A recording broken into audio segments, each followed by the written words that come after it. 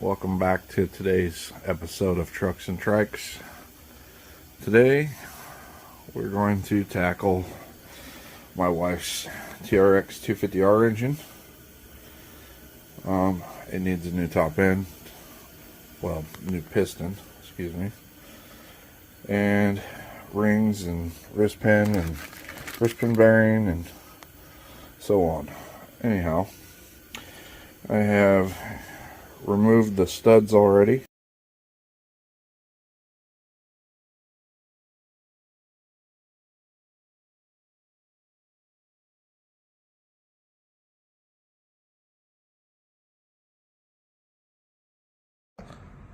It hooks it directly to your stud.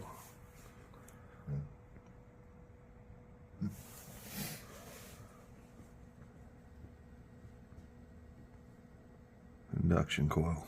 Oh yeah, I can see it getting hot.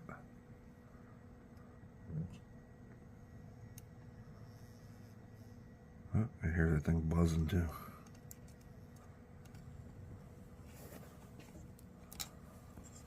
It's a mini induction too. Yeah, I think the automotive industry uses these quite a bit for building cars.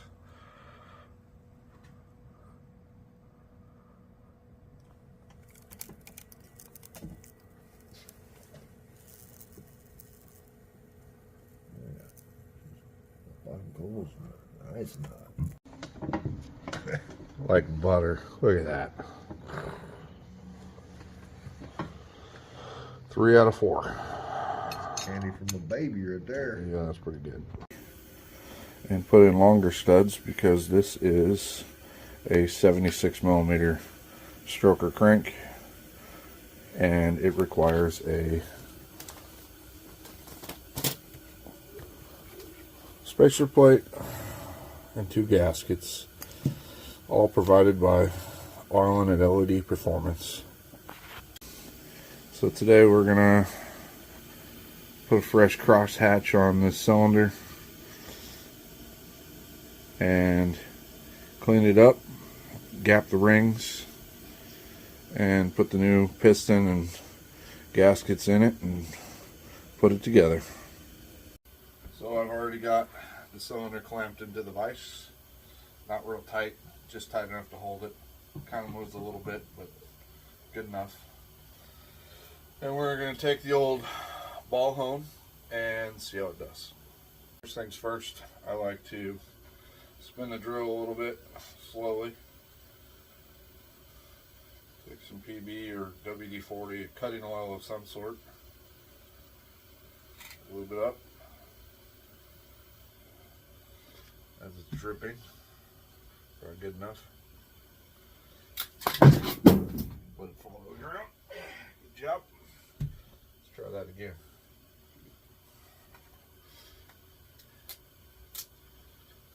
And we'll spray the cylinder so I can get some to come out.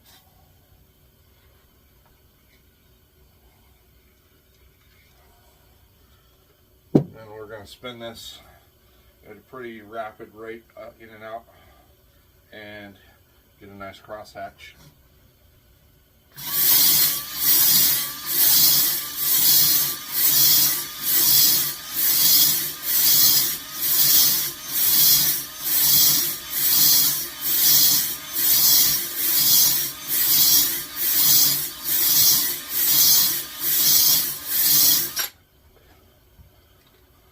Just like that.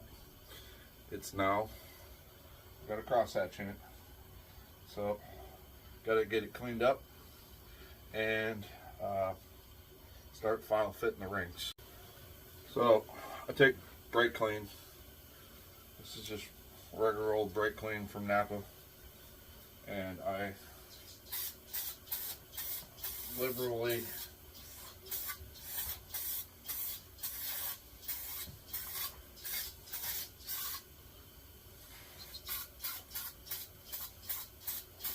clean it up.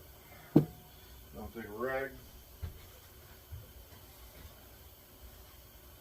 Looks like I'm almost out of rags.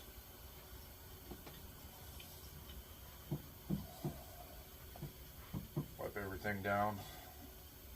Get rid of all the cutting debris that I made.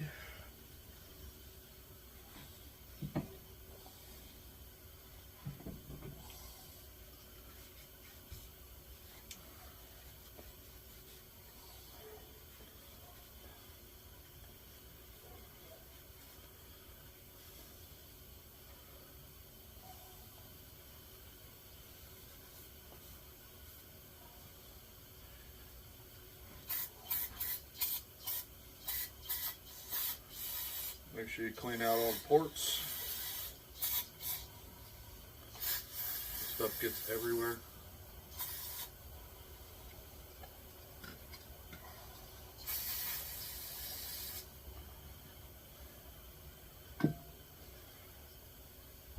Let that sit there and dry. And then we'll fit the rings. Okay, ring gap. So what happens if you don't gap your rings properly? Well, the ends of the rings butt together and lift the top of the piston off. So from this ringland right here, the top one and the bottom one actually, if they heat up, the rings heat up in the ringland, they come together and they have no room to go anywhere else. So therefore it lifts the top of the piston off. This is what happens when things get hot, they expand. So they need room to expand. So with Wiseco pistons, inside your package of rings, you should get this little piece of paper folded up with it. Don't discard it. We have one here that we keep at all times, just in case we lose one. Yeah, because we are 250R people. So you need to know the millimeter of your piston. If you don't know it, Wiseco pistons are stamped on the top, the last 4 digits here. So this is a 67.5 millimeter piston. But the ring gap math that Wiseco does is in inches. So the first thing you're going to do is you're going to go to Google and you're just going to type in your millimeters to inches and hit enter. So I got 67.5 millimeters to inches and it comes up as 2.657 inches. So on the Wiseco math here, it says minimum recommended in gap is usually 0.004 inches per inch of bore. So example, an in gap for a 3-inch bore would be 0.012 inches. It is important to remember that it is in inches and not millimeters, as your feeler gauges do have millimeter and inch markings on them.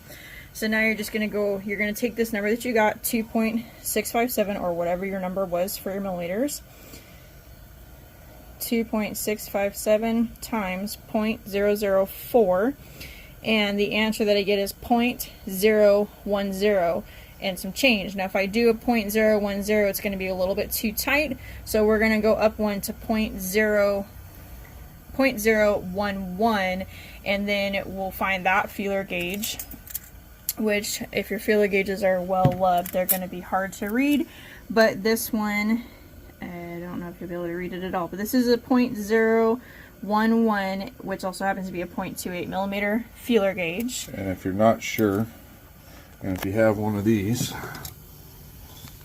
you can take this, you double check, and double check your thickness of your feeler gauge. Which is not a bad idea, because we just did that to make sure, because sometimes our feeler gauges get out of order, and there was another one stuck to the back of it, and so we actually would have done twice the thickness that we meant to, just because they were stuck together with who knows what.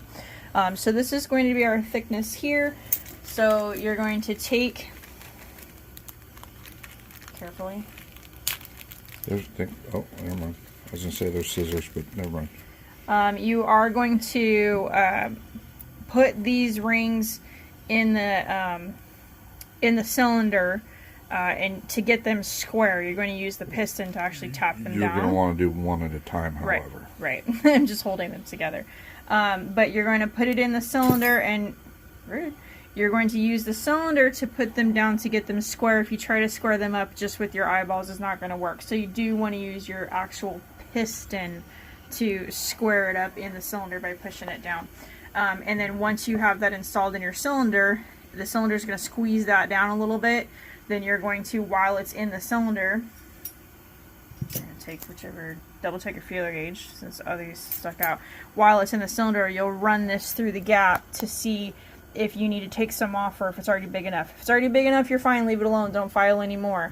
But you want it to just create a little bit of drag as you're coming through. You don't want it to get so stuck and tight that you can't get it out, but you want it to have just a little bit of drag. Where is my cylinder? Oh, It right behind is me. right there. The snake here would have bit me. Hold on, let me get around you here.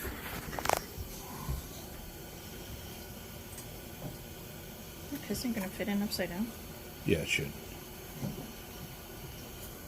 So, and as you can see as I'm pushing this down, the ring's getting out of whack here. And you don't want to get it too far down because the cylinder's sometimes tapered. So pull it back up a little bit and then push it down with the piston to your first ring land. Again.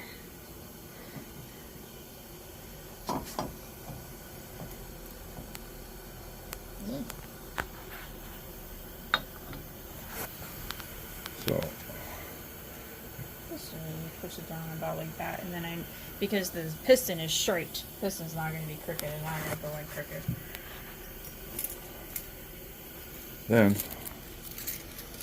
yeah, I don't know if you can see it, but That is our gap currently without doing any filing. Sometimes they're big enough. Let me get myself together here. I don't think it's going against the wall. I think it's not going in the crack. Which means I might have a little bit of filing to do.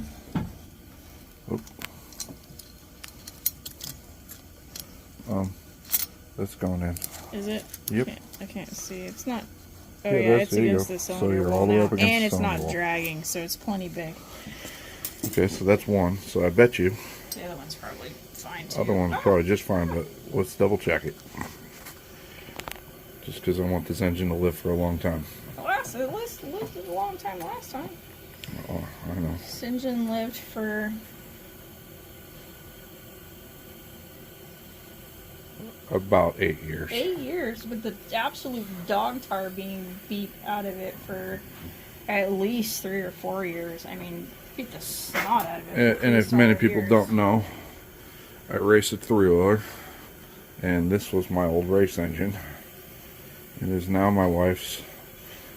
This engine survived me learning how to tune two-strokes, and that takes engines take a beating for that. So she's squaring it up with the ring land to the top of the cylinder. I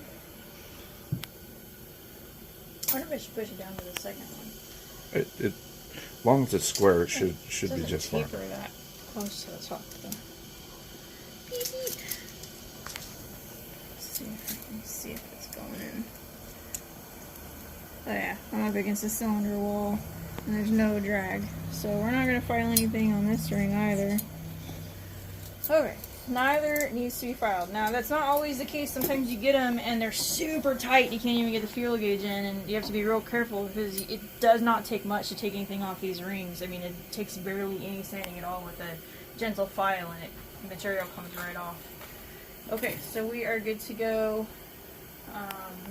with the rings there. Okay, now we're going to put the piston on the bottom end here. So with putting the piston on, it involves these little things called circlips. These little thingamajiggers right here. And the worst thing that can happen is they fall down into your bottom end of your motor. And then you Down have in there. if you get lucky, you can fish them out with the magnet or something if you get real lucky, but it stinks. Sometimes you end up having to pull the whole motor back apart, and it's really quite awful.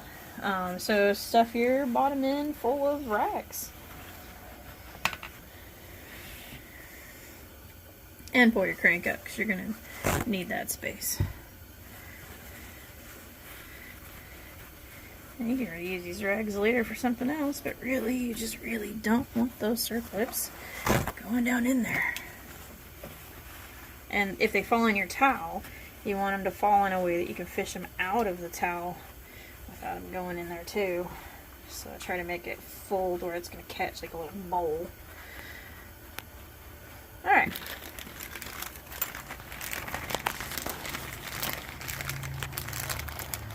So we have a wrist pin bearing, a wrist pin, and our circlips. So We like to lube. Just roll it. Just put it in there and roll it. Oh, yeah. Like to lube everything as it goes together with 2-stroke oil. Because that's what burns inside there and lubes it anyway. Oh, I would just put it in there and roll it. I'll get it everywhere. That's fine. Over lubed is good. It'll be fine. Oh, alright. It's your engine. I put it together dry last time.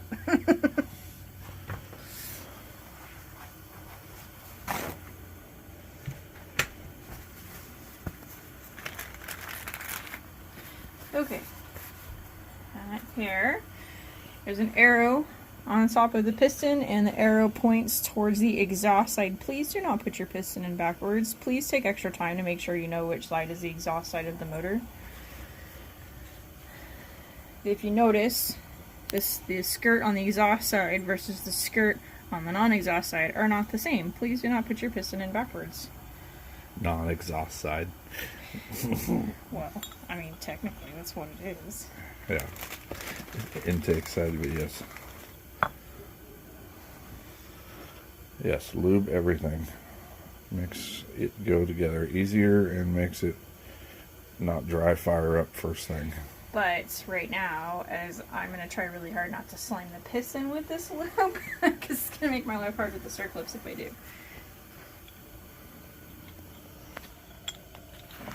Let's see here. I don't know if I can get in there with you in the way, but... Maybe. So, This pin doesn't want to go in.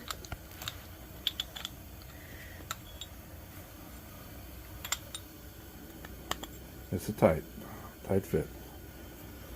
And now that I took it back off, I'm going to make sure they still have it pointed the correct direction, because that would be really stupid.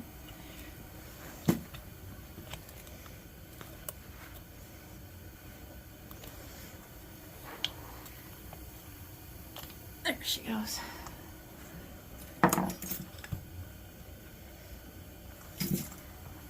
You want to put a clip in before you slide it too far? Yeah. Or I guess you could slide it further and then slide it back to this one. Whatever. That one's open on that side. I'll wipe some of this lube off. Alright. Engine rotation. Catching on the mat here. It's literally just there to catch oil and keep it from scratching it. Alright, and the fun part. Sometimes these take off and fly, and if they fly, don't look at anything else except where it goes. And another thing is, there is a notch, and then the circlip has an opening. Do Don't. not line those up. You'll never get it out. You will regret your life. You can get it out, but it's not easy to do. And you can, once it's in there, you can spin it around, and sometimes that's what needs to happen. But basically, you want to try to keep that away. There's a groove. If you look in front of the wrist pin, there's a groove in there, which is where this is going to sit. And then once I get it in there, I'll push the wrist pin up against it. It helps if you have strong Smaller fingers. smaller fingers. It's kind of hard for these things to get in there. I don't know if you can see the comparison between my finger and hers, but yeah. Don't feel bad if you don't get it in there this fast. The other one may not go this easily, and I've done it a few times. Okay, into the groove it is, and the gap is way over here. And that, if you notice, that gap in the piston, what that allows is for you to stick a pick in there and grab a hold of that circlip underneath it. You have a lip to grab it. So now I'm going to take that wrist pin from the other side and in theory push it. Whoa, I'm going to get like an 11mm socket to push it. Yep. Happen to know this particular piston is 11mm socket size. So I've pushed that wrist pin up against the circlip there because I'm going to need all the room I can get when I flip this guy around. Alright,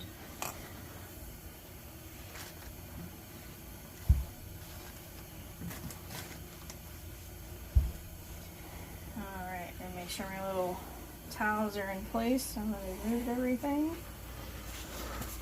This one doesn't always go as good. But Don't jinx me. I want me. I don't have very good luck with this. Oh, see, we dropped one. Yep, but Already. I completely looked at nothing except where it went. Don't care about anything except where that goes. Oh, got a little bit dirty.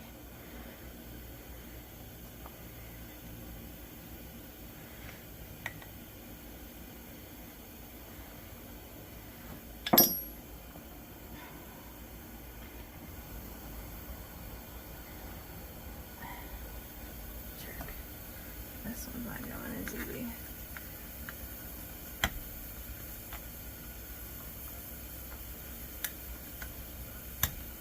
And yes, you can stab yourself doing this. Yeah. Alright. Snapped in there. Make sure it's all the way in the groove. And again, the gap does not line up right here. Okay. Now,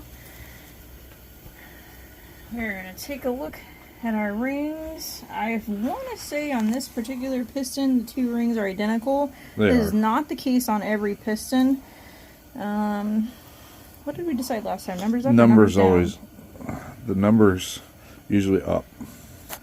And if you look, that gap. Let's see if I can get focus. That gap has got a little notch there.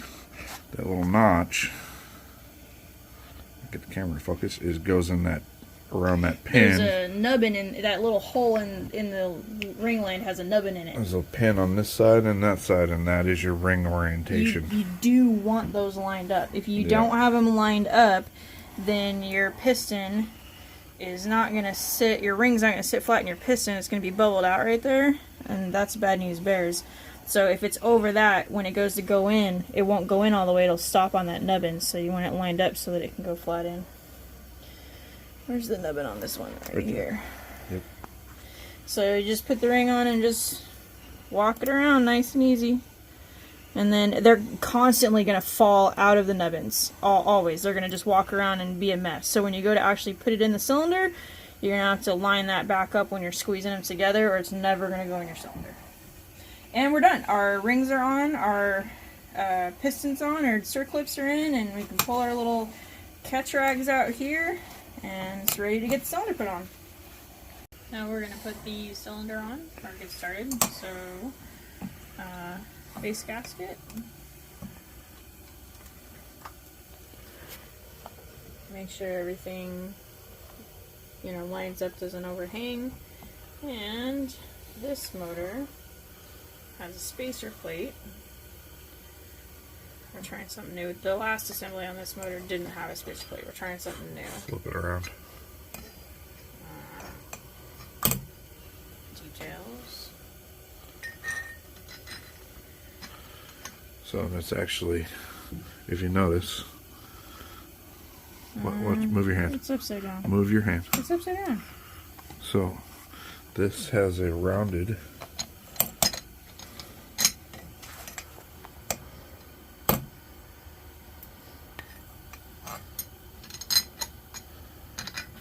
and that has a cutout so it clears the clutch arm. Another gasket for the other side of the spacer plate. And I lost my lube.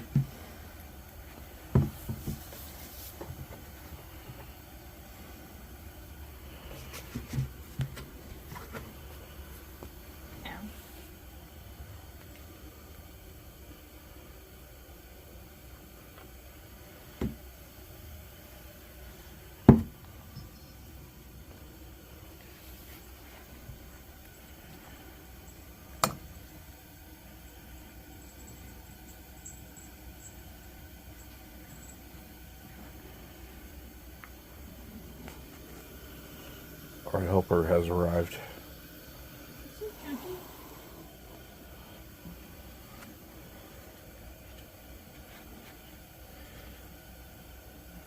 So she's lubing the cylinder, and then we'll lube the rings and the piston. It's Two-stroke oil stinks like dip fluid. We use Redline Racing two-stroke oil for everything two-stroke. Why do we use it? Because a couple times we should have blown up a motor that didn't blow up and it had Redline in it, so work with what works. Really get in there apparently.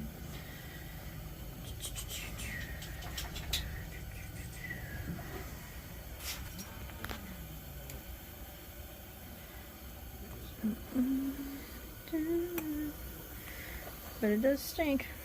You don't need a whole lot, but it does help to have it coated. And notice the rings are sliding around. Just fix that every time.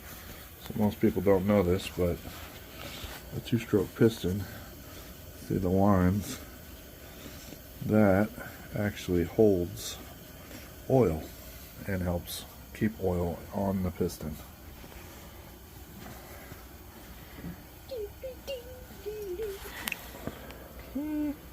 And aligning the rings on the pins. Over and over and over and over.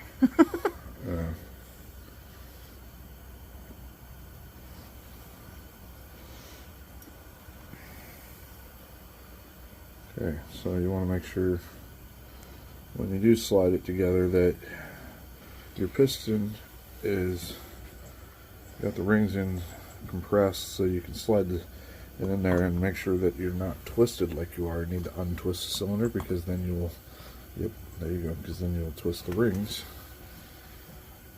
Still twisted. Yep. I don't like to be crooked. I know.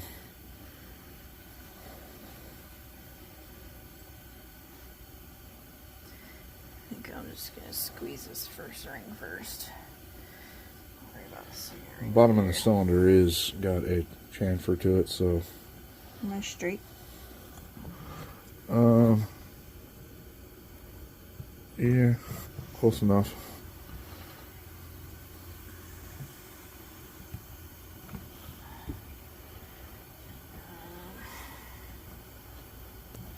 So what she's doing is she's holding the rings, and trying to get them into. And if they're not on that nubbin, they won't go. I feel like they're on the nubbin.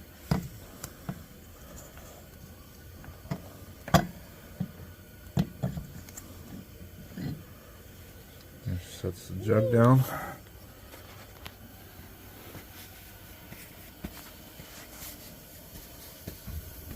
I hope they're on the nubbin. They look okay.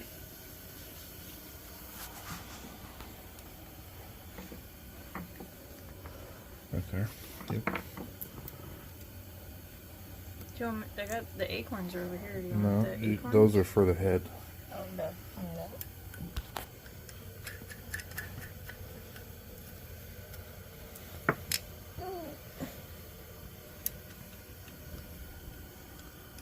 Oh, my other helper. Pitbull. What's up, boy?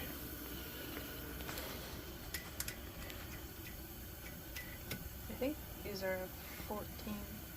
Yes. They are, in fact, a 14 millimeter. So,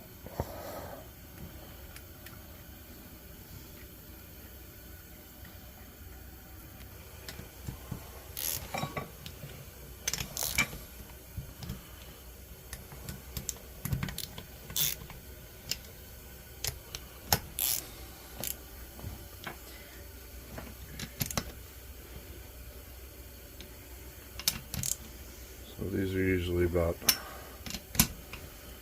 10 to 12 foot-pounds.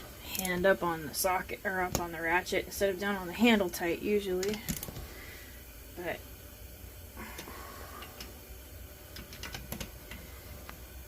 you can only reef so hard with your hand up that high.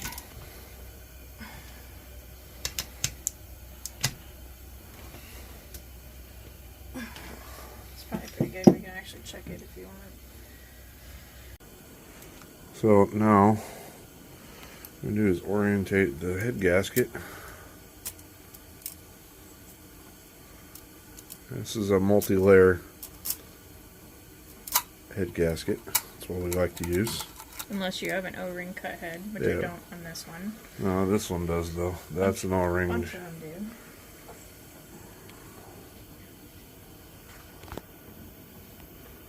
do. Put the head on there.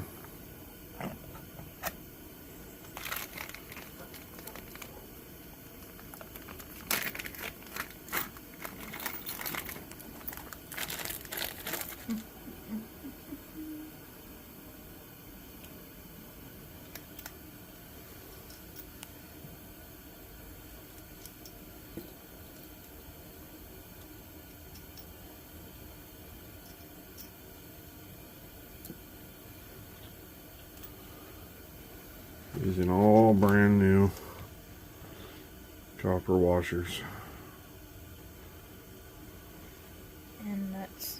and nuts.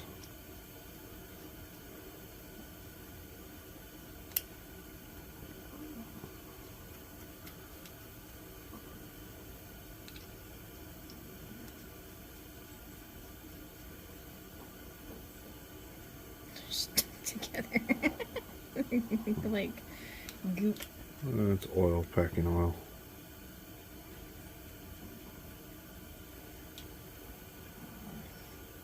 I think I got these from Arlen. It says Arlen goop.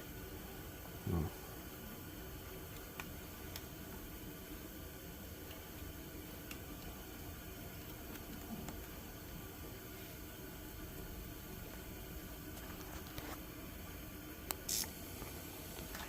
Now, so we're not cinching these down for permanent. We're going to check the clearance between the cylinder head and the piston, which is called the squish clearance.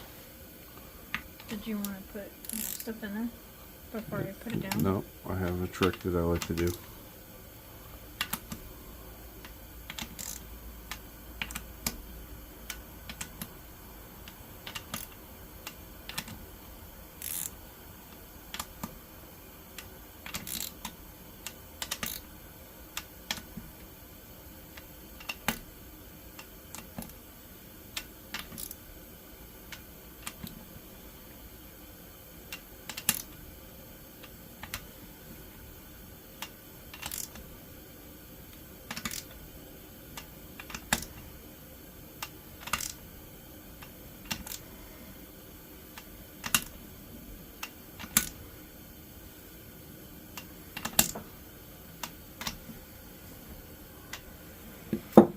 Okay, so now we'll take solder and we'll go in through the spark plug hole and try to reach the outside of each of outside of the bore and check the clearance between the head and the piston. Okay, so now she took some solder she's got in her finger and it's to the outside of the bore, and then we'll take and we'll run this over, and it contacts a couple of times. Now she will pull it out slowly, and that is our squish clearance as it is right now. And we'll take a mic and we will determine if that's enough. Okay, so turn it. Okay, so we're on inches. It's 27 thousandths, or 0.207, which is too tight. So we have to take it back apart and put the thicker gasket on. So we had to change gasket thicknesses to get the proper amount of squish angle.